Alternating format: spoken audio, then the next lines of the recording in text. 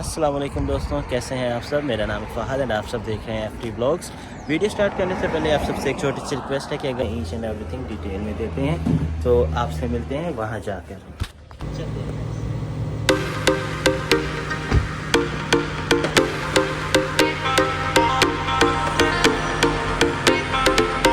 इतनी कोई ख़ास तो नहीं थी, बट जो भी है ठीक है। बहुत ज़्यादा बुरी भी नहीं है, बहुत ज़्यादा अच्छी भी नहीं है। किसी ने सच ही ब्लॉग में next blog. Okay, thank you guys. अस्सलाम वालेकुम दोस्तों, कैसे हैं आप सब। मेरा नाम फ़हद एंड आप सब देख रहे हैं FT ब्लॉग्स। वीडियो स्टार्ट करने से पहले आप सबसे एक छोटी सी रिक्वेस्ट है कि अगर आप इस चैनल पर न्यू हैं तो चैनल को लाइक कर दें, कमेंट कर दें, शेयर कर दें, सब्सक्राइब कर दें। आज धूप बहुत ज़्यादा निकल रही है, पता नहीं क्यों इतनी गर्मी हो रही है।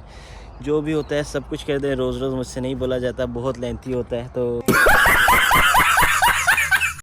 चलें, आज का व्लॉग हमारा इस बारे में होगा कि how I got my wife visa in only 1 week. क्या डॉक्यूमेंटेशन थी, क्या इंपॉर्टेंट पॉइंट्स थे जो हमें सब कुछ हमारे माइंड में होनी चाहिए और जो चीज़ें हमारे पास पहले से होनी चाहिए।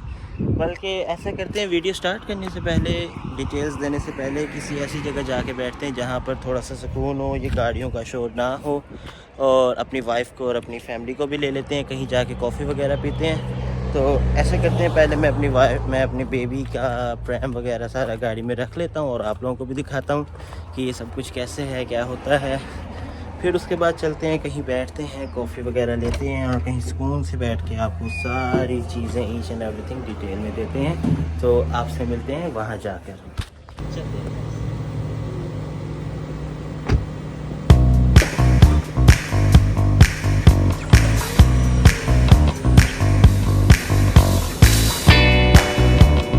जी दोस्तों, कॉफ़ी हमने ले ली है। कॉफ़ी इतनी कोई ख़ास तो नहीं थी, बट जो भी है ठीक है।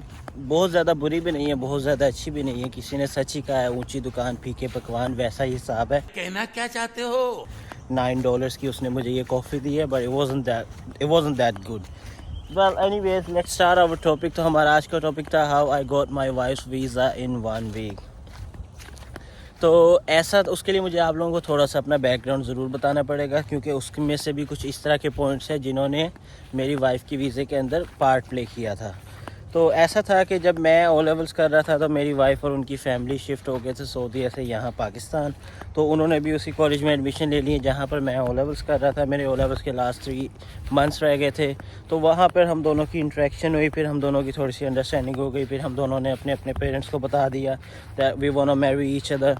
उसके बाद हम दोनों की बात पक्की हो गई। तो उसका ये बेनिफिट हमें हुआ कि लाइक हम लोग डिफरेंट ओकेजन्स पे, डिफरेंट जगह पे, डिफरेंट क्लोथ्स में, डिफरेंट जगह मिलते रहे। तो हमारे पास एक पिक्चर्स की बहुत बड़ी टाइमलाइन होगी, क्योंकि उसके बाद ओ लेवल्स के बाद मैंने 2 साल अपना ए लेवल्स किया, और जब मैंने ए लेवल्स कंप्लीट किया तो उन दिनों में कोविड आ गया।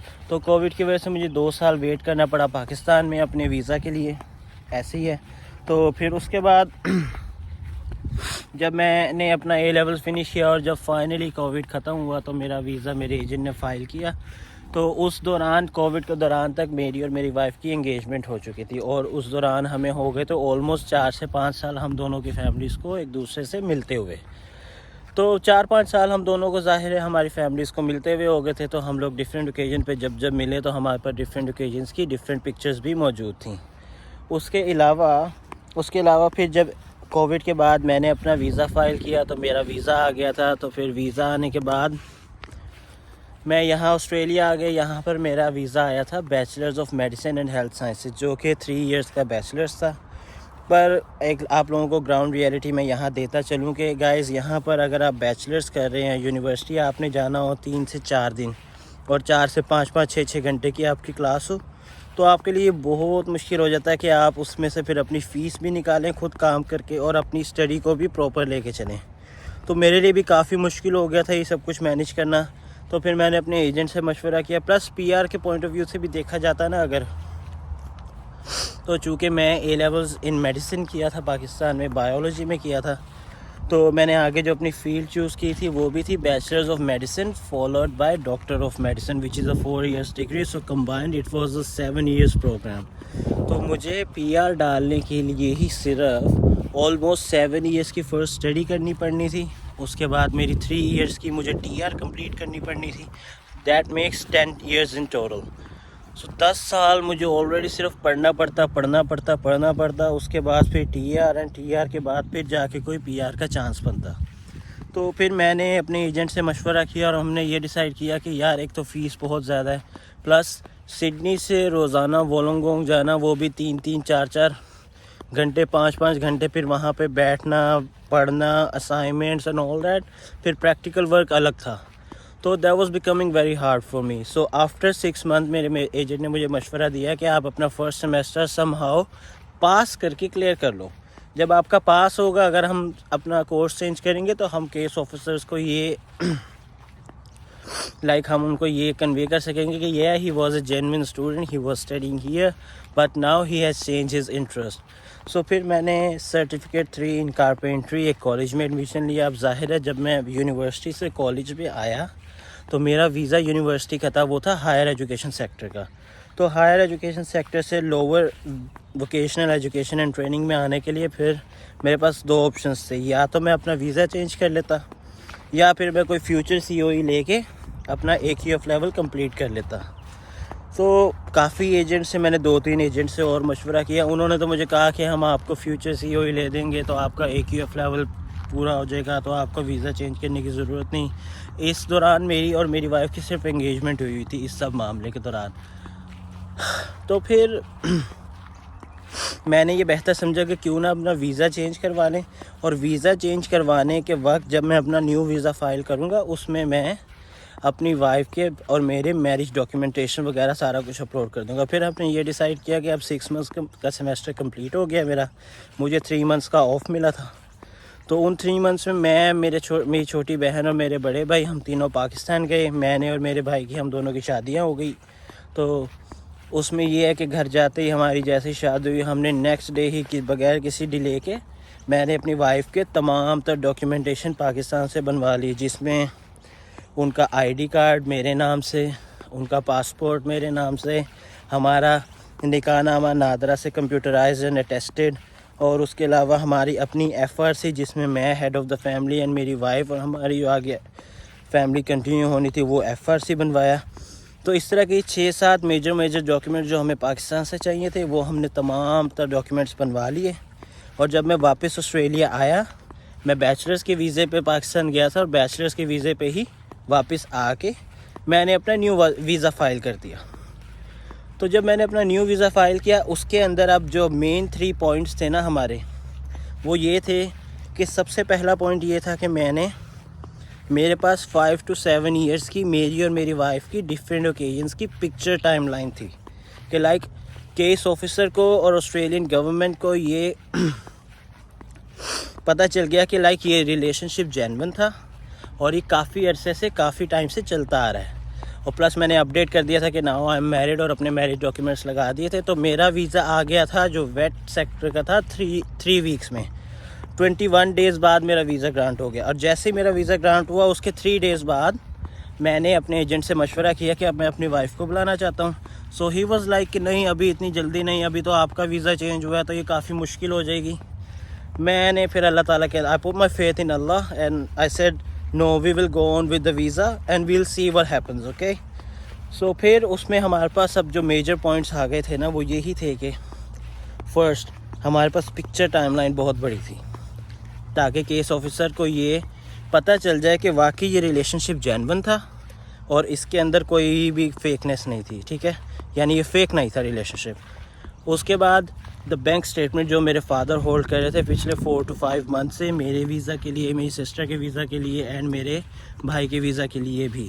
और उसके बाद हाँ जी, तो सेकंड पॉइंट था बैंक स्टेटमेंट जो मेरे फादर होल्ड कर रहे थे मेरे वीज़े के लिए, मेरी सिस्टर के वीज़े के लिए, मेरे भाई के वीज़े के लिए।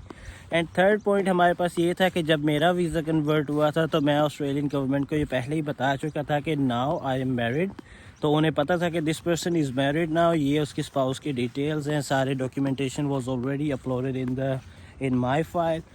सो फ्राइडे को मेरे एजेंट ने वीज़ा फ़ाइल किया मेरी वाइफ के लिए। मैं आप लोगों को ये बताता चलूँ कि जो स्टूडेंट वीज़ा होता है ना, स्टूडेंट वीज़ा पर आपकी वाइफ का जो वीज़ा होता है वो स्टूडेंट सब्सिक्वेंट एंट्रेंट होता है, वो 500 ही होता है, वो स्पाउस वीज़ा नहीं कराता। क्योंकि जहाँ तक मेरी इन्फॉर्मेशन है वो यही है कि स्पाउस वीज़ा मिलता है TR वालों को और PR वालों को। तो क्योंकि हम यहाँ पर स्टूडेंट है, तो जो स्टूडेंट वीज़ा के ऊपर आप अपने पार्टनर को बुलाना चाहते हैं वो एक डिपेंडेंट वीज़ा होता है, तो उसे कहते हैं स्टूडेंट सब्सिक्वेंट एंट्रेंट। तो फ्राइडे को रात 11:30 बजे तकरीबन मेरे एजेंट ने मेरी वाइफ का वीज़ा स्टूडेंट सब्सिक्वेंट एंट्रेंट फ़ाइल किया। तो ज़ाहिर है नेक्स्ट सैटरडे एंड संडे था, तो सैटरडे संडे तो पाकिस्तान में जो हमारी वो क्या उसे वेरिफिकेशन की जोन सी भी बॉडी है, मुझे उसका नाम इस वक्त जहन से निकल गया, अभी आ जाएगा शायद, उनकी अपॉइंटमेंट नहीं मिली। तो जैसे ही मंडे को हमने लाहौर में उनसे अपनी अपॉइंटमेंट बुक करवाई तो हमें मिली थी नेक्स्ट डे की, ट्यूसडे को जाके मेरी वाइफ ने मेरी फैमिली के साथ जाकर अपनी फिंगरप्रिंट्स दिए एंड अपना मेडिकल चेकअप करवाया and all that, and right after 3 days, हाँ तकरीबन 3 दिन बाद मेरी वाइफ का वीज़ा ग्रांट हो गया। एंड ये बहुत ही सरप्राइजिंग था मेरे एजेंट के लिए भी, बिकॉज ही वाज सेइंग कि आप इतनी जल्दी वीज़ा फाइल ना करें, ये आपका वीज़ा रिजेक्ट हो जाएगा आपकी वाइफ का। क्योंकि मेरे भाई के साथ ऐसा ही हुआ, क्योंकि मेरी और मेरे भाई की शादी एक ही दिन हुई थी, एक साथ हुई थी। तो जब मेरे भाई की वाइफ का वीज़ा डाला ना, तो उनकी आई गेस पता नहीं डिटेल्स नहीं अपडेटेड थी। जिस तरह मैंने न्यू वीज़ा जब डाला था ना, तो मैंने अपनी डिटेल्स अपडेट कर दी थी कि आई एम मैरिड ना, और सारे डॉक्यूमेंटेशन वो कर दिए थे, सबमिट कर दिए थे ना। तो बट जब मेरे भाई का नया वीज़ा ना हमारे पाकिस्तान जाने से पहले ही आ चुका था, वो तब भी सिंगल थे, समझ गए आप लोग। जैसे देखें ना, मैंने जब अपना कोर्स चेंज किया था ना, तो मैंने नया वीज़ा डाला, नए वीज़े के अंदर मैंने अपने सारे मैरिज डॉक्यूमेंटेशन लगा दिए। लेकिन जो मेरे बड़े भाई थे जो यहाँ पहले से हैं, उनका वीज़ा पिछला एक्सपायर हो गया था और उन्हें न्यू वीज़ा चाहिए था, लेकिन तब तक हमारी शादी नहीं हुई थी। तो उनका नया वीज़ा आया बगैर डॉक्यूमेंट्स अपडेट हुए, और मेरा वीज़ा आया था डॉक्यूमेंट्स अपडेट होने के बाद। मैंने वीज़ा डाला था पाकिस्तान से वापस आने से बाद, और मेरे भाई का वीज़ा था पाकिस्तान जाने से पहले ही ग्रांट हो गया था। तो इस वजह से उन्होंने जब वापस आके अपनी वाइफ का वीज़ा डाला तो वो रिफ्यूज़ हो गया।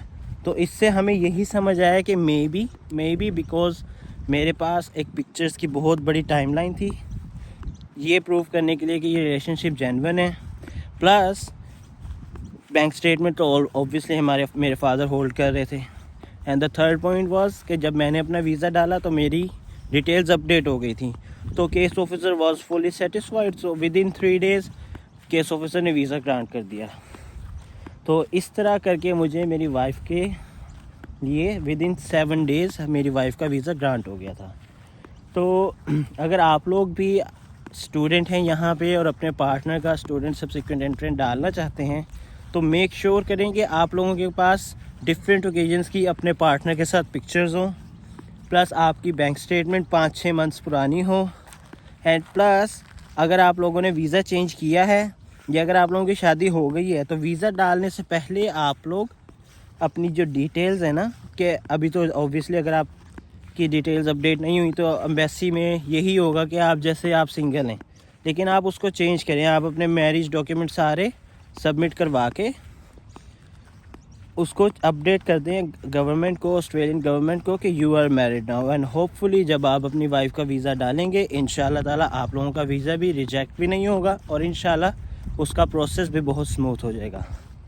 तो इस तरह करके मुझे मेरी वाइफ का visa within a week मिल गया था। तो ये था आज का व्लॉग। इंशाल्लाह अगर आप लोगों को व्लॉग अच्छा लगा, अगर आप लोगों को ये इन्फॉर्मेशन अच्छी लगी है, तो इस वीडियो को ज़रूर लाइक करें, चैनल को सब्सक्राइब कर दें, कमेंट कर दें। अगर आप लोगों को कोई भी क्वेरी है, कोई भी आप लोगों का क्वेश्चन है किसी भी चीज़ से रिलेटेड, तो feel free to ask me in the comments. And that's all for today. मिलते हैं आपसे इंशाल्लाह नेक्स्ट व्लॉग में। Okay, thank you guys.